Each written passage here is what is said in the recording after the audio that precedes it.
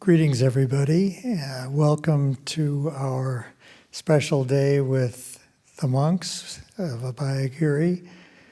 We're so honored to be here. We love coming up here, and we do our best to come up at least yearly. And we are greeted so kindly, and it's such a great environment to spend time in. It supports the practice, and we're very happy to be here. And we welcome all of you, both from inside Santa Cruz and from others. So today will be a special day of practice, and we're looking forward to all that it entails. I was reflecting on what got us up here and what introduced us to the monks, and it's thanks to our founding guiding teacher, Mary Grace Orr, who had a relationship with the monastic community here when the abbots were Ajahn Pasano and Ajahn Amaro. And we just thought that ties with the monastics and coming up here was just part of the practice. So we just started coming up here about 20 years ago. And it's been an important part of our practice.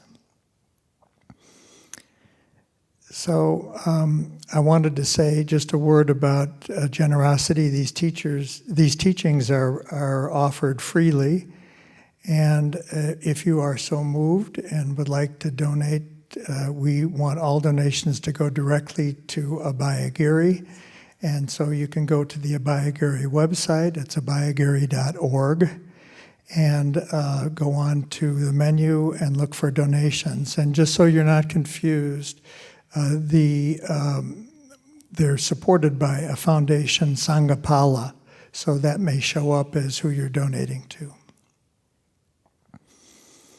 Another announcement is that we'll be doing Q&A in the afternoon, and if you would like to put a question forth, you can just leave it in the chat, and Ajahn Yanako will pick it up, and we'll have a chance to be informed by that.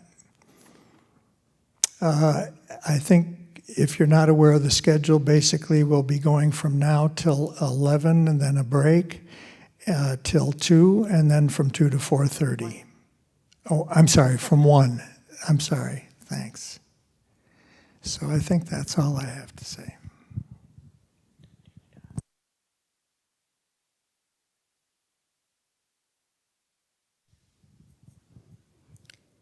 Can you all hear me all right? You can show me a thumbs up if you could. Thank you. So now comes, we will be taking the 3 refuges and the 5 precepts, and traditionally it has to be requested. So that's what I'm going to do.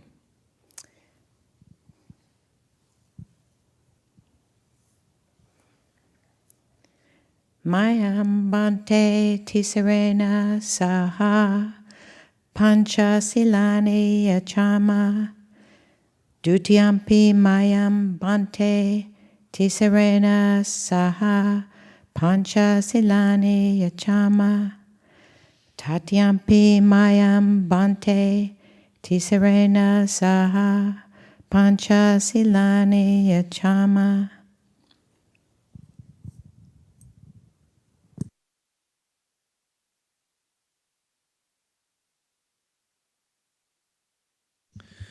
Okay, so anyone who feels moved to take the 3 refuges and the 5 precepts, who'd repeat after me. Namo tassa bhagavato arahato samma sambuddhassa.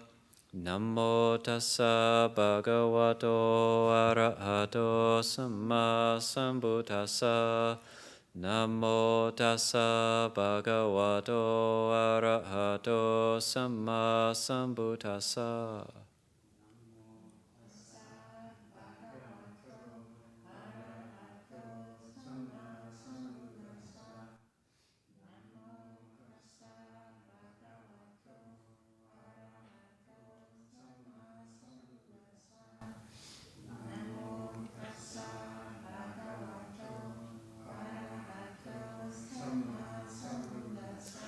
Bhutang saranang gacchami.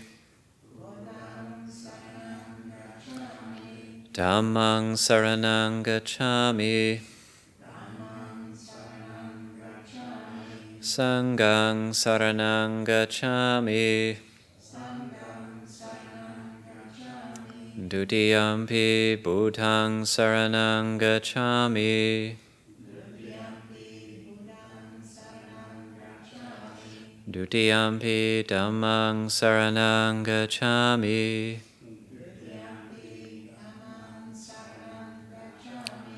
Dutiyampi Sanghang saranang gacchami.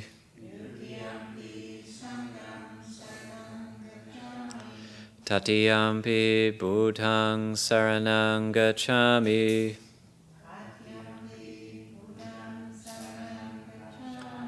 Tatiyampi Dhammang saranang gacchami.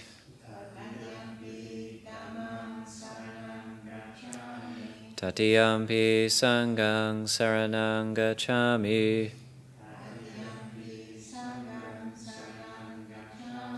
Ti sarana kamanang nititang. Amapante. Panatipata veramani sikapadang samadhiyami.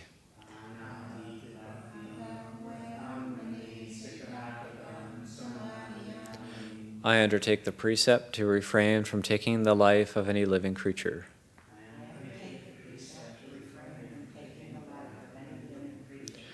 Adina dana veramani sikapadang samadhiyami.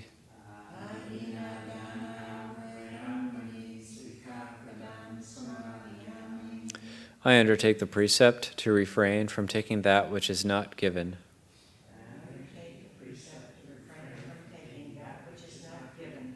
Kame sumichachara veramani sikapadang samadhiyami.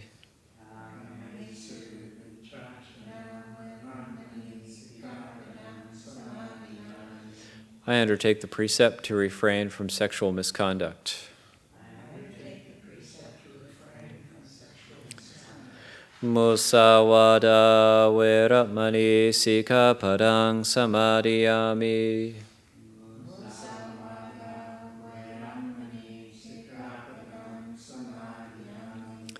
I undertake the precept to refrain from lying. Sura meraya maja pamadatana veramani sikapadang samadhiyami.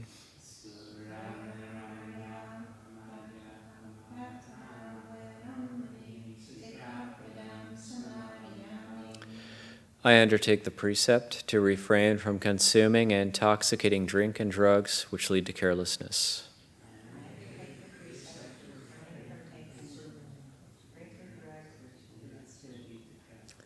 Imani pancha sikapadani silena sugating yanti silena boga sampada silena nibuting yanti tasama silang visota ye.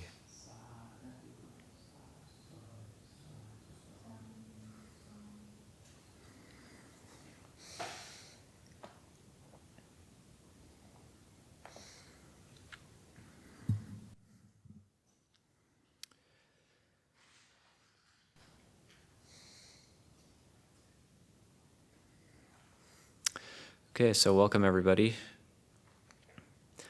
We have the more interactive Zoom happening where I can see people, or for the people I can't see, I can at least see your names. So I know you're present there.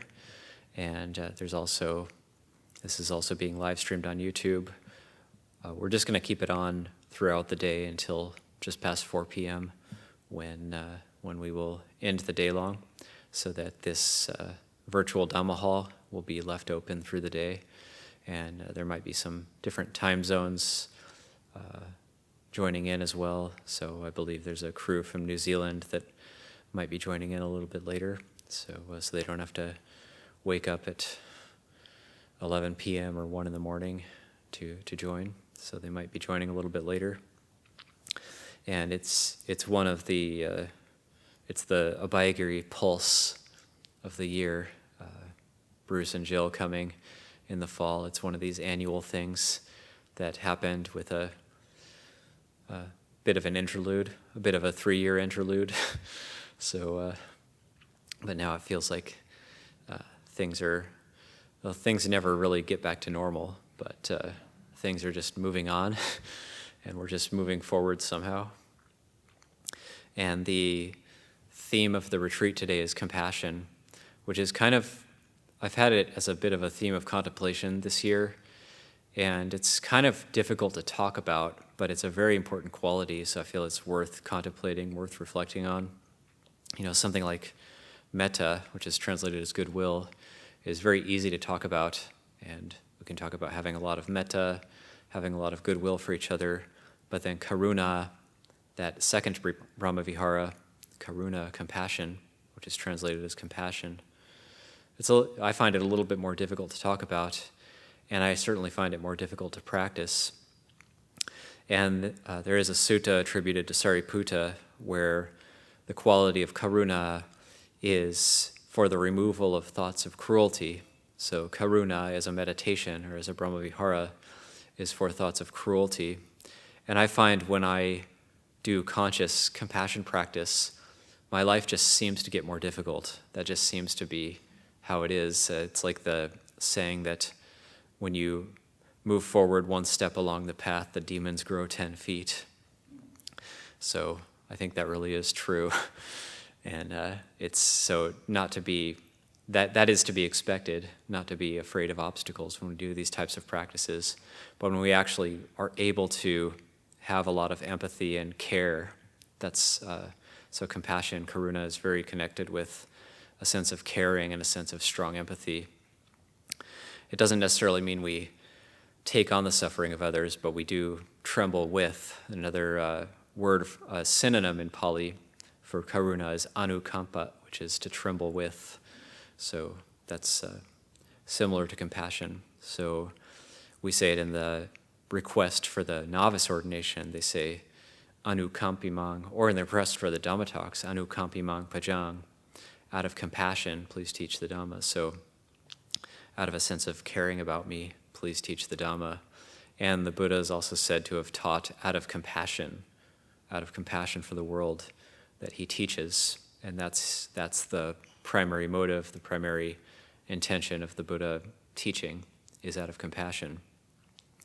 So it is a very important foundational quality to think about and to learn how to practice it. And all of these Brahmaviharas, we can actually direct them towards ourselves or towards others, or we hold it as a quality that includes ourselves and others. And so just like having metta for ourselves, we also have karuna for ourselves. And something that I was thinking about this morning was that actually we just, say for myself, in a leadership position in a large community and having contact with a lot of people outside of the monastery as well and other abbots and other monasteries, then this it can start to feel a bit heavy. And in the world, we tend to judge ourselves based on how much we achieve, and we might think of that on an external level, how much we get done, how many boxes we're able to check on our to-do list. You know, that's our sense of worth or achievement, and that would be achievement in the world, how much we achieve on an external level, how much we get done in the world, you know, how much we're able to do, how much we're able to take on. Perhaps the more we're able to take on, the better, and our sense of worth can be defined by that. So that would be a sense of achievement in the world. And a sense of achievement in the Dhamma is the opposite of that, and it's how much we're able to drop, how much we're able to let go of, how much we're able to shed. And so one of the qualities of developing Dhamma that the Buddha spoke of to Mahapajapati Gotami, his stepmother, who was the first bhikkhuni, was, he says, Gotami, one quality of the Dhamma, to know whether it's Dhamma or not Dhamma, is does it lead to dropping? Does it lead to letting go? Does it lead to shedding things? Or does it lead to picking up? Does it lead to taking on more? Does it lead to more attachment? If it leads to shedding, if it leads to letting go, you can know this is the Dhamma, this is the teaching, this is the instruction. If it leads to accumulating and clinging and holding on, you can know this is not the teaching, this is not the Dhamma. So he gives various guidelines, also other ones in that list because it's such a good list. If it leads to modesty, not to self-aggrandizement. If it leads to seclusion, not to seeking company. If it leads to energy, not to laziness and lassitude, and so on, then you can know this is the Dhamma. So you get a feeling for the Dhamma, and compassion, I see compassion as really connected to that sense of letting go, really connected to that sense of dropping things. That's compassion for ourselves. So because I'm a very empathetic person and I do care about people in the monastery, I find myself wanting to take things on in order so people have maybe some less duties and maybe I have some free time in part of the day. I can say, okay, well, I'm willing to take that on so this person doesn't have to. But then I found recently I took on a little bit too much and had to say, okay, well, this one thing that seems really, really important, it seems really important from a worldly standpoint, I'm going to drop it. And then when I dropped it, it's, what a relief. It's not that important in the big scheme of things. This thing can wait. This thing doesn't need to be done right now. There's this idea of a self-imposed deadline that I had on myself and based on various travels and various things I'm doing. And once I dropped it out of compassion for myself, then it's like, oh, okay, this is what practice is. We're practitioners. Our duty is to be at ease. And if we take on too much, then we're actually like the Buddha when he was starving himself during his austerities. And his mind couldn't go into deep meditation during that time. He actually had to eat something. He actually had to nourish himself first in order to have that energy for those qualities to arise, those important mental factors to arise that lead to joy and brightness in the mind. So this is very, very important. And also I've invited Guan Yin to be with us for today, and because as a symbol of compassion, of great compassion, and I also like to do old school throwbacks to the old days at Abhayagiri, and this was on our main shrine for probably the first 5 or 8 years. I don't quite know the story behind it, where it came from, but it's one of my favorite images, and now this Guan Yin has been living in our downstairs shrine room, spreading compassionate vibrations to people's cremains who we enshrine in there. And so I've invited Guan Yin to come up and join us for the day as well, and hopefully that helps. Just that image of Guan Yin can help us to develop thoughts and emotions of compassion.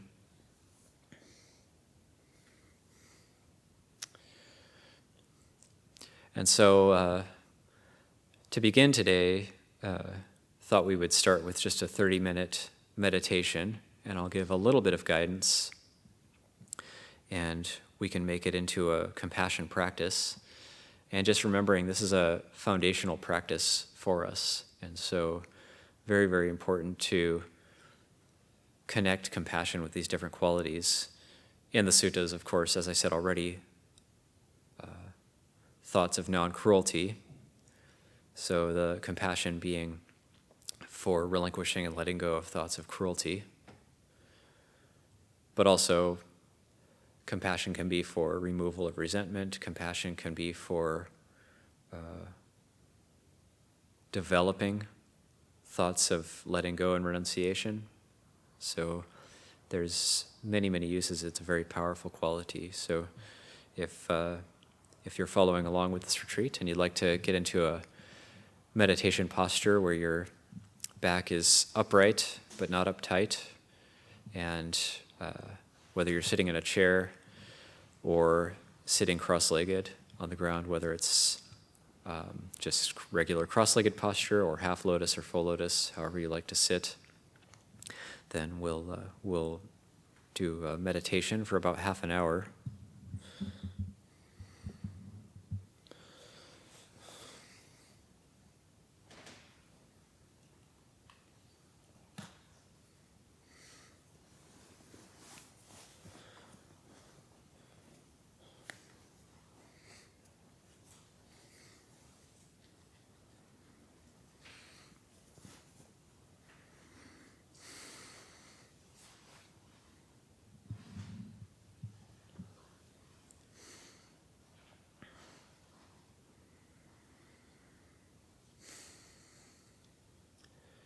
And before we start any meditation, it's good to recollect Anapanasati, the very beginning of the sutta, before the Buddha gets into the 16 steps. He says, ever mindful, one breathes in, ever mindful, one breathes out, bringing mindfulness to the fore. So I think of that as neither too internally focused, say not too much up in our heads, and also not too externally focused, but with almost physically mindfulness in front of us.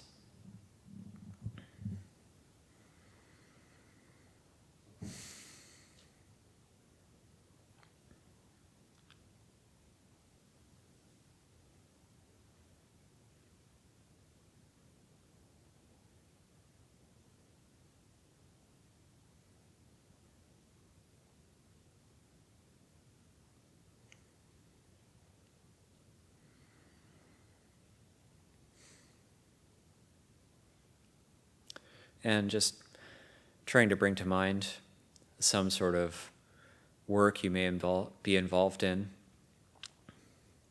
or some sort of relationship you may be involved in, or some sort of relational thing, whether it's a coworker or a boss or whatever you might find difficult. Bring to mind something that's stressful, something that's creating pressure in your life.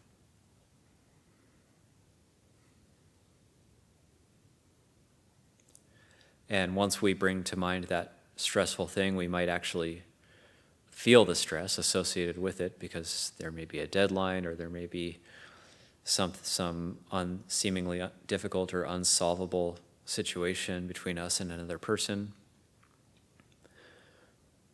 And so we bring to mind that stressful situation.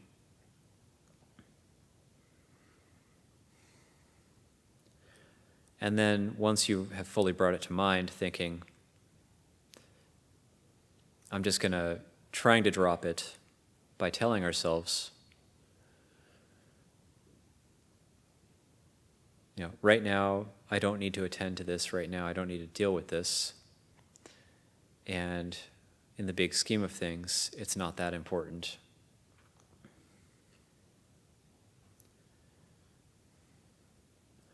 If it's some sort of work where there might be a deadline, then just thinking, okay,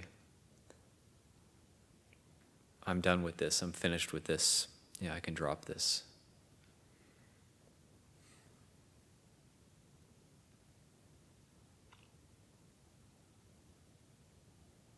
So we're literally just taking our stress, taking our problems, setting them in front of us, and walking away from them.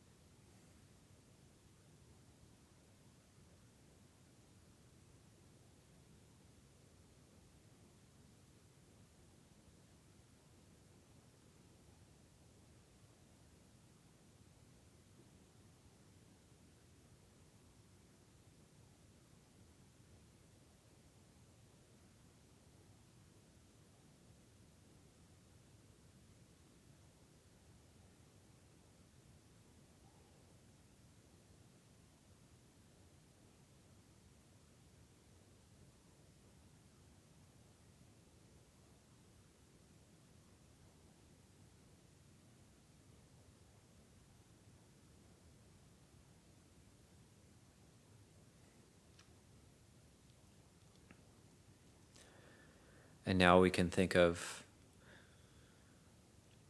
something that we have experienced, or a thought we may have experienced recently of thoughts of cruelty. So, say if we watch the news and there's various wars happening in the world, and we've had the thought, this group should die, or this person should die, or these people should be punished. So that's the definition of thoughts of cruelty. These people should come to harm. These people deserve to come to harm. So we can think of maybe recent times if we've had thoughts such as those. According to the Buddha's teachings, those are the opposite of compassion. Those are the opposite of karuna.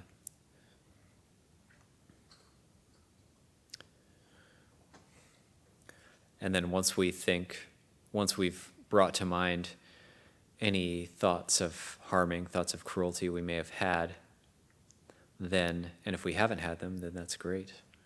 But if we have, then to bring to mind, well, anybody who is involved in such unwholesome actions, such as killing, they themselves are creating the causes for immense suffering for themselves and others. And that's worthy of compassion.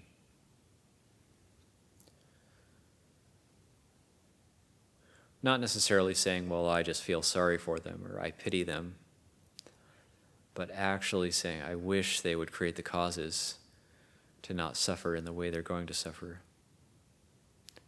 Compassion is also defined as a wish that ourselves and others be free of suffering.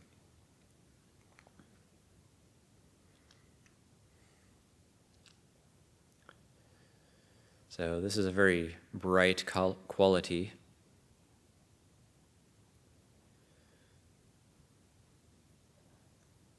And it's a very stilling quality, and it's a warm quality.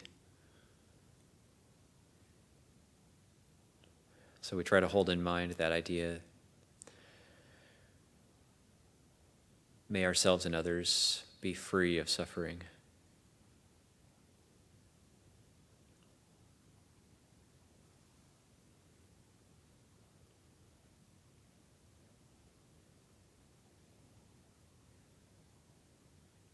May we be free of stress.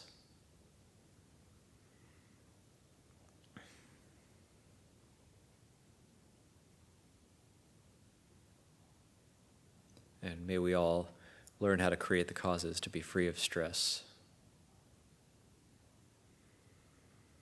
And then we can continue with a regular breath meditation.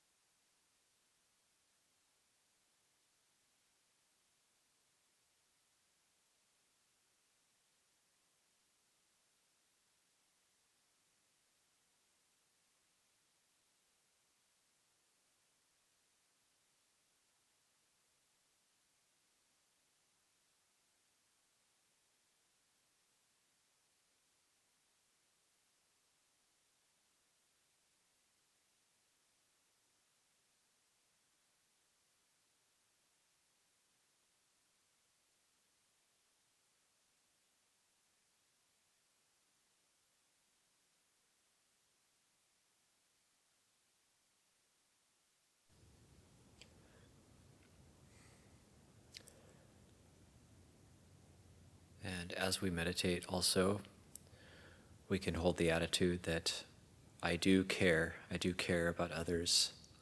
I have empathy for others. And I can even put myself in another's situation in order to have stronger empathy for them.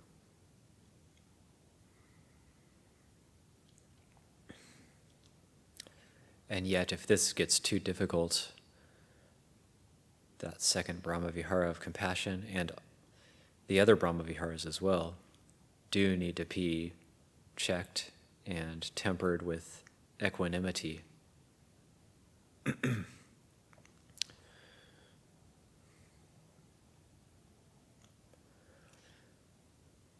Because there's that acknowledgement that sometimes, in fact, much of the time, there's nothing we can do to make the situation of others better.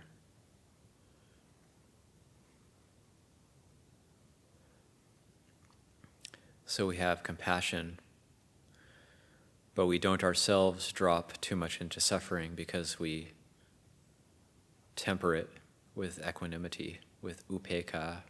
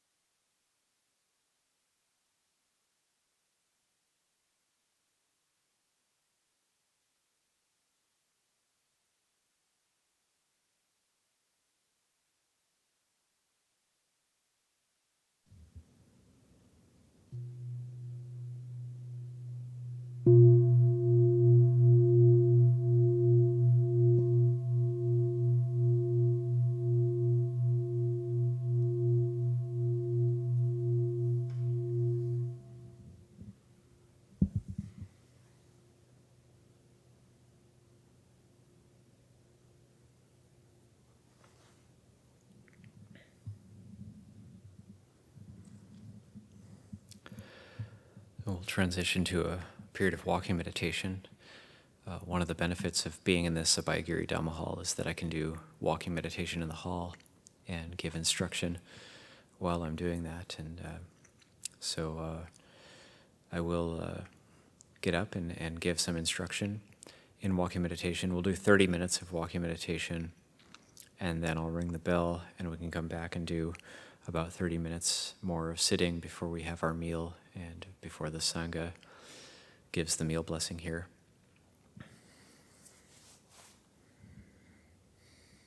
So we can transition to a walking posture, and if you don't have anywhere to walk in your room that's where you can hear the instruction, you could listen to it and then go do some walking, or you could, if you already know about walking meditation, you could go somewhere where you might be able to walk, either in your home or nearby.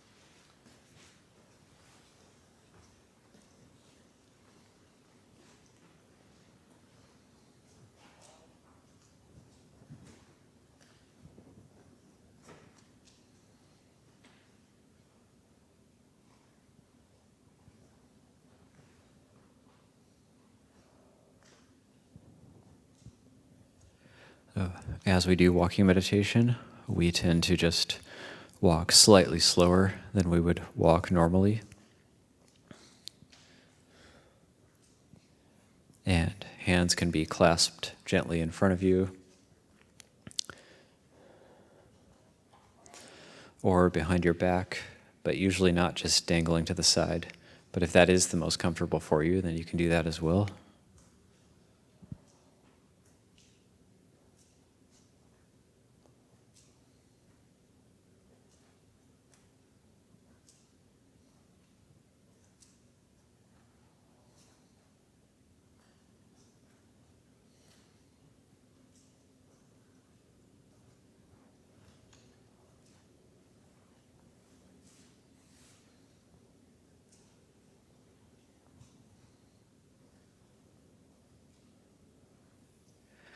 And sometimes something that can be helpful during the walking meditation is a kind of a soft focus.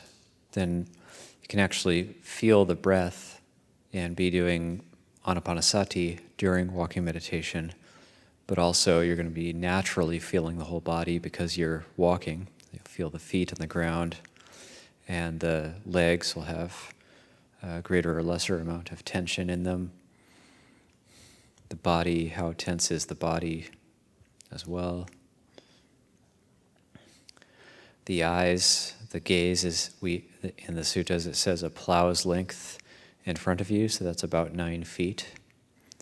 And we don't put our head down in terms of bending our neck too much, but we try to keep the eyes downcast rather than bending the neck too much, so that we have an upright posture during walking meditation, so we can remain upright, but at the same time, the gaze is down and the eyes aren't wandering to this and that.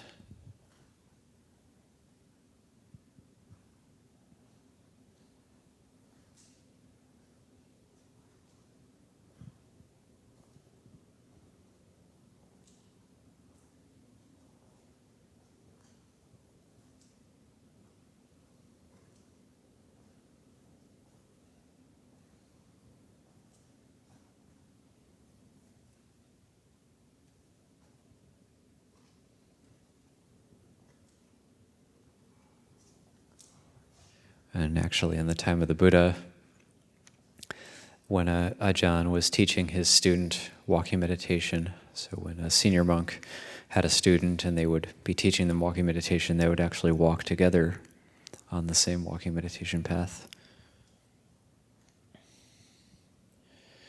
And so part of this too is learning how to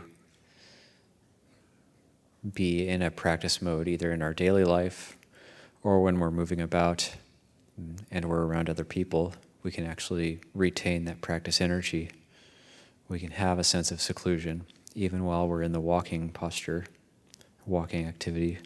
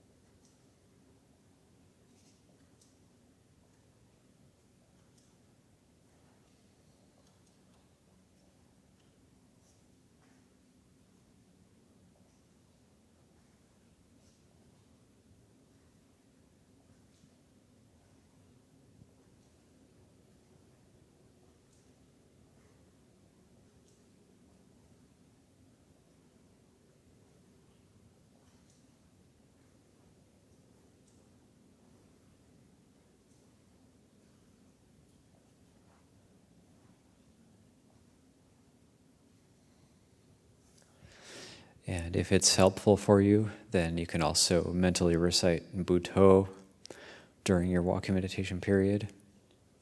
And that's with the right foot down, mentally reciting But, and with the left foot down, mentally reciting To. So it's Bud, To, Bu, To, Bu, To, as we walk.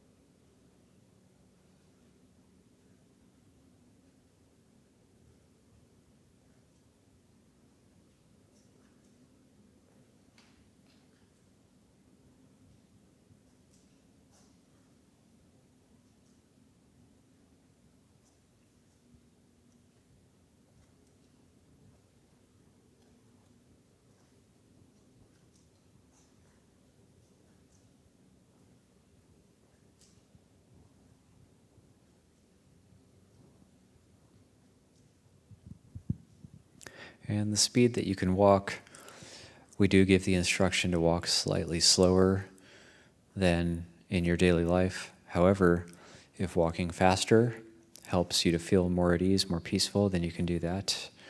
If walking much slower helps your mind to become more peaceful, more at ease, then you're welcome to do that as well. And in Luang Por Cha's case, he would walk quite fast, and people could be taken aback by this and would ask him, "Why do you walk so fast?" And he just said, "Well, it helps my mind to get peaceful." So we find a pace that helps us for a sense of balance and ease.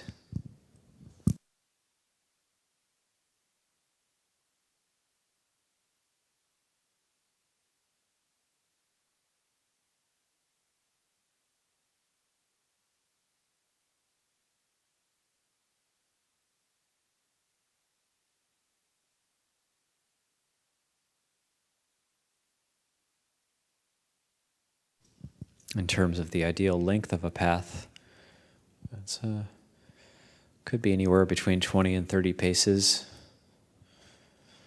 For myself, 25 paces is good, about 50 feet.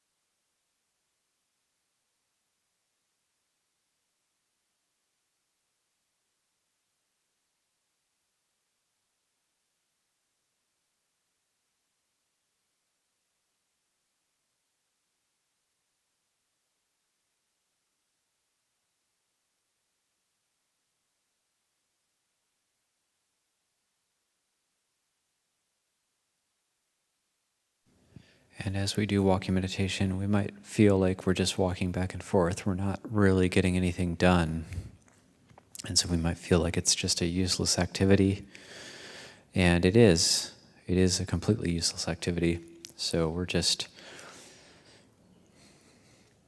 it's very helpful for dropping things, very helpful for learning how to let go.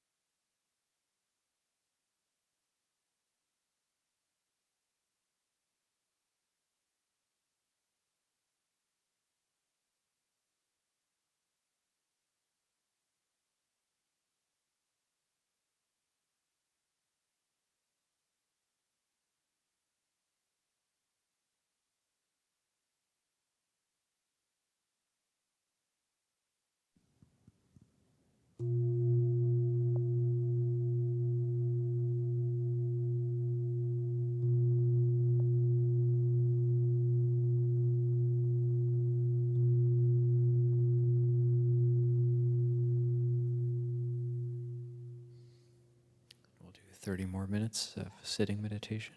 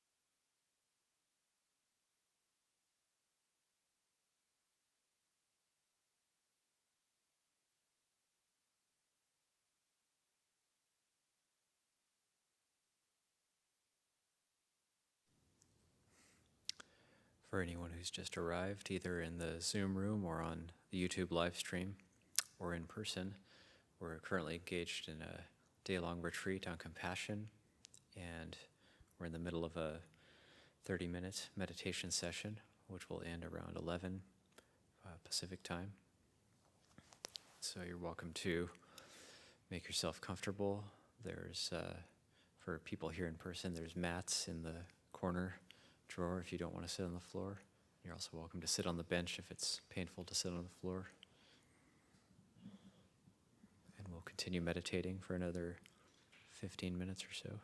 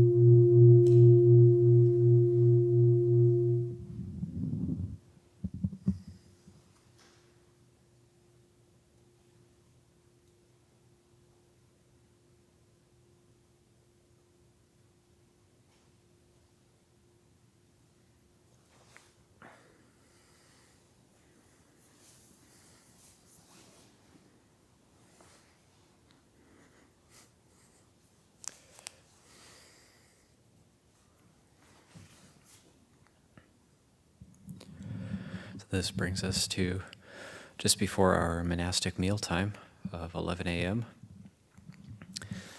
And that's also a reflection on compassion, because if the lay people didn't care about us, then they wouldn't come to offer food to us. They don't want us to suffer. They want us to be free of the suffering of hunger, and so they come to very kindly offer food to us. And so you could say the lay people have karuna for our community, for the monastic community. And for that, we're very grateful. And this is, so with compassion, there's that idea that we actually care. We actually care about others. And there was one time, it's maybe probably 20 years ago now, more than 20 years ago, that Ajahn Mahabua went to Wat Pananachat, our main monastery in Thailand, the western branch of Wat Nong Papong. And Ajahn Mahabua has the reputation of being someone who had finished his practice, and one of the Western junior monks asked him, "What's the mind of an arhat like?" And right away he answered, "There's only compassion." So that's what's left, is compassion. And so you could say, extending out from that, you could say that compassion is the opposite of selfishness. So it's not just that generosity is the opposite of selfishness, but also compassion is the opposite of selfishness. So I spoke a little bit earlier that, yes, we want to temper our thoughts of compassion with equanimity. So we don't want to necessarily take on the suffering or stress of other people. We care and we have a lot of empathy, but we don't necessarily take on the suffering of others. However, and I'll speak a little bit more about this in the afternoon, there is another level, or another league, you could say, another compassion league, more like the Guanyin League of compassion, which is actually suffering for the sake of others and being willing to do that. Or you could say that's the Lumpur Cha and Lumpur Liam League, where they've reached a point where they are willing to take on hardships for the sake of others. So that is actually another level of compassion, and something that we can reflect on in order to inspire ourselves and brighten our minds that there are actually people in the world who practice like that, who actually will go out of their way to suffer so that others can have less suffering. So go out of their way to be able to undertake hardships and some sort of difficulty, or going without or giving up their share of something in order to make sure that others are a little bit more comfortable, have a little bit more of a share of something, and have a little bit less suffering. So we can think of the Buddha doing this as well. The Buddha himself, actually after his awakening, walking about 150 kilometers to teach the first 5 disciples. And so he walked by stages to the deer park at Isipatana near Benares, and then taught the Dhammacakkappavattana Sutta to the Panchavaggiya bhikkhus, the first 5 disciples. So before he did that, he was not inclined to teach. And the thought that came up in his mind was, oh, nobody's going to understand this. This is too profound, too subtle. Nobody's going to understand the Dhamma. And that would be troublesome, wearisome, and tiresome for me. I would teach and they wouldn't understand. That would be tiresome, wearisome, a waste of time for me. And then the Brahma god Sahampati coming down and then doing Anukampi Mang Pajang, out of compassion, please teach the Dhamma. And so that's a reflection on compassion as well. Out of compassion, please teach the Dhamma. And so the Buddha reflecting that, well, I think these 5 ascetics who were practicing with me could understand. And so he walks a fair distance to get to them, and then he puts forth effort. He has to actually put forth effort to give them a teaching which he thinks might work for them, and that's the formulation of the Four Noble Truths. So he's actually giving a teaching to those first 5 disciples, a teaching that he thinks is going to enlighten them, thinks is going to work for them to help to end their suffering. So you could say the Buddha is undergoing hardships there for the sake of others, even though his mind wasn't suffering anymore. He was still consciously undergoing a hardship in order to teach. He's using some of his energy. He's taking a share of his energy in order to teach others. So it's kind of incredible. So based on the Buddha's compassion, then we have everything we have today. We have all of the great ajahns down to the present, down to Ajahn Mun, Ajahn Chah, and so on, and our own ajahns. So just because the Buddha decided to teach, it's our great good fortune. If the Buddha had not decided to teach, then we wouldn't have any of this. We would still be wandering in the dark. So we wouldn't have these teachings to guide our lives. And so many thousands, so many millions of people having had their lives guided based on just the Buddha having compassion. So very, very important to recollect. And of course, throughout his life, 45 years, the Buddha teaching and continuing to put forth effort, continuing to wander throughout India in order to teach, in order to help others, and encouraging his own students to teach and to help others. So that's why we have what we have today. It's quite a wonderful thing.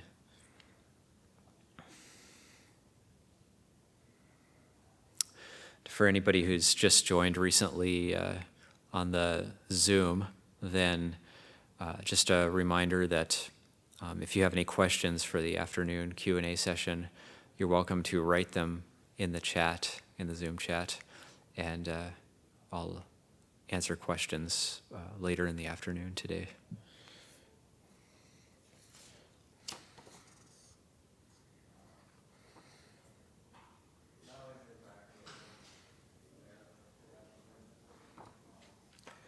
And so it being Saturday, a lot of people are starting to gather in the monastery as well, and the food is being received currently. So once the food is formally received by bhikkhus, it's allowable for all of the bhikkhu community, for all the community here. And once the food is received, then the Sangha is going to gather, and we will give the meal blessing and go and have our meal. The Zoom room and the YouTube live stream, we're just going to keep it going through the day until past 4 p.m. when we finish, so that anybody who wants to continue viewing our Dhamma hall and keep practicing meditating on your own, you're welcome to do that.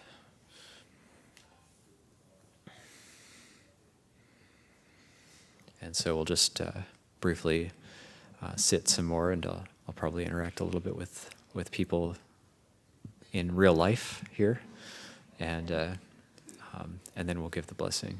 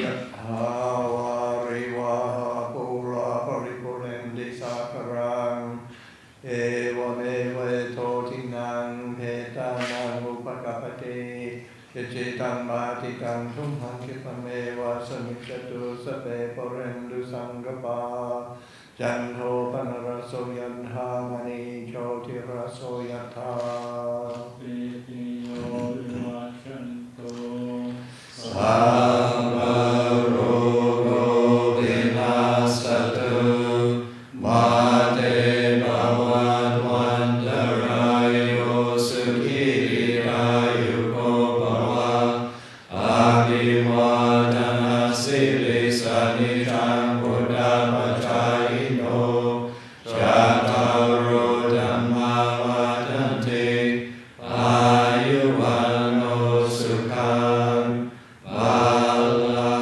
งอายุโตปะละโตทิโลวันนะโตปฏิภาณโตสุขัสสะดาลาเมธาวิสุขังสวัสดิกัจจติอายุกัตตวาพลังวันนังสุขัญชาปฏิภาณโตทิกายุยัสสวะโหติยัตถายาตุปปัจจติติภวตุสัพพมังคลังราคันตุสัพพเทวตาสัพพพุทธานุภาเวนะสดาโสติภวันตุเต